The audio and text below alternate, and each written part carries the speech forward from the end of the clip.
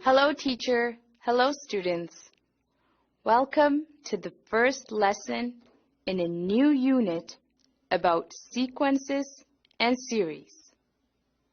In this unit, we will revise our notions of sets and functions and learn the concept of sequence and series.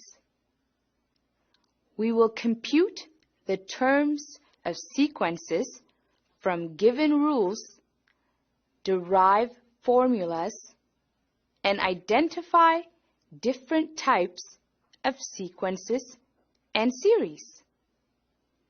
We will even compute infinite sums of sequences and learn to apply our knowledge to real-life problems. We have much to learn in this unit, students. Let us get started right away. Number sequences are helpful in making predictions about events. In some number sequences, we will see that it is possible for the sum of an infinite number of non-zero numbers to be finite. This concept plays a central role in many sciences and has important applications.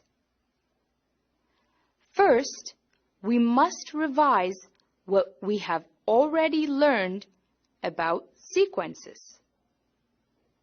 The word sequence, when used in conversation, means a list of things that occur in a specific order. In mathematics, a sequence is viewed as a set of numbers that come one after another according to a given rule. For example, consider the following problem. Aster's monthly electricity bill is 80 bir, and she must pay it at the end of each month. If she does not pay it, the amount will increase by 5 bir a day. What will Aster's bill be after a delay of 6 days? How about 15 days? How about a number of days represented by n? Try to solve this problem now, students. Students, let's get ready. Begin.